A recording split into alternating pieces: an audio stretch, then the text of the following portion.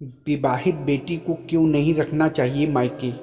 पुत्री अपने पिता के घर में रहकर जो पाप करती है उसका फल माता पिता को भी भोगना पड़ता है। इसीलिए समर्थ पुत्री को अपने घर में नहीं रखना चाहिए।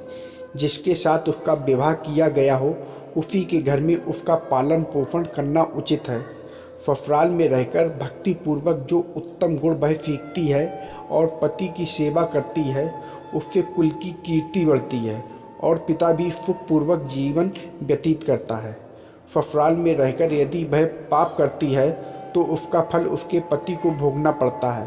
वहाँ सदाचार पूर्वक रहने से वो सदा पुत्र पौत्रों के साथ वृद्धि को प्राप्त होती है। पुत्री के उत्तम गुणों से पिता की कीर्ति बढ़ती है। इसीलिए दामाद के साथ भी कन्या को अपने घर नहीं रहना चाहिए। कन्या को अपने माता पिता के घर क्यों नहीं रहना चाहिए, आइए जानते हैं इस संदर्भ में एक पौराणिक कहानी के बारे में। पौराणिक कथा के अनुसार आपने मथुरा का नाम तो सुना ही होगा, जहाँ के राजा का नाम उग्रसेन था।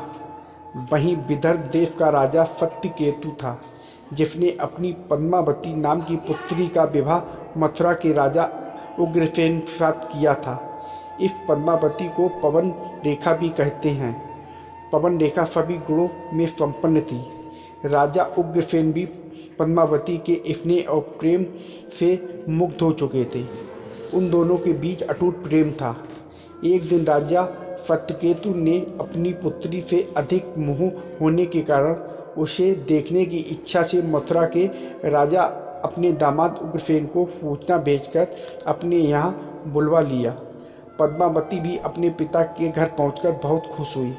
वह पहले की तरह ही अपनी सखियों के साथ इधर उधर विचरण करने लगी। कभी घर पर तो वह कभी तालाब पर जाती थी, कभी बगीचे में तो कभी वह वन में घूमने के लिए जाया करती थी।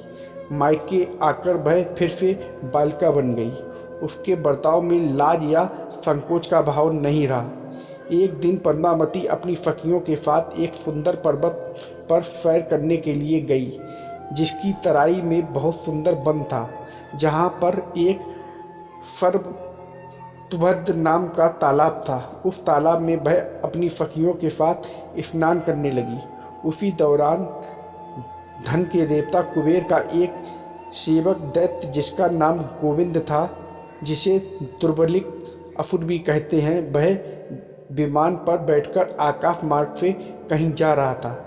जैसे ही उस असुर की नज़र तालाब में स्नान करती हुई पवन रेखा पर पड़ी तो उसने अपनी माया से उसे छलने के लिए महाराज उग्रसेन का रूप बना लिया और उसने पवन रेखा को अपनी चिकनी चुपड़ी बातों में फंसा लिया तथा उसके साथ दुष्कर्म कर उसके सतीत्व को नष्ट कर दिया। जब पवन रेखा को इस बात का ज्ञान हुआ कि ये मेरे पति के छद्र भेष में असुर है तो उसे बहुत दुख हुआ।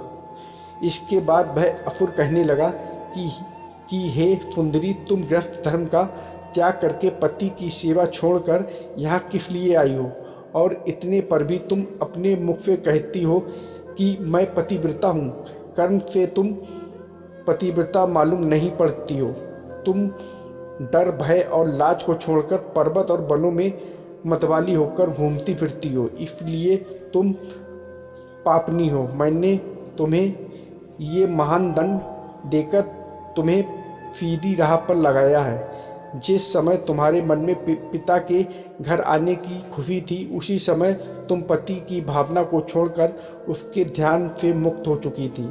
पति का निरंतर चिंतन ही सती स्त्री के ज्ञान का तत्व है। जब ज्ञान नेत्र ही फूट गया तो तुम मुझे कैसे पहचानती। जब यह बात राजा सत्यकेतु को पता चली तो उन्होंने अपनी पुत्री को मथुरा के लिए भिजवा दिया। उसी असुर के अंश से रानी पवन रेखा के एक पुत्र को जन्म दिया, जो कि महाबली कंस के नाम से विख्यात हुआ। इस प्रकार पिता के घर रहने वाली कन्या बिगड़ जाती है। अतः माता पिता को अपनी कन्या को अपने घर में रखने का मोह नहीं करना चाहिए। इससे ही बेटी का घर सुरक्षित रहता है।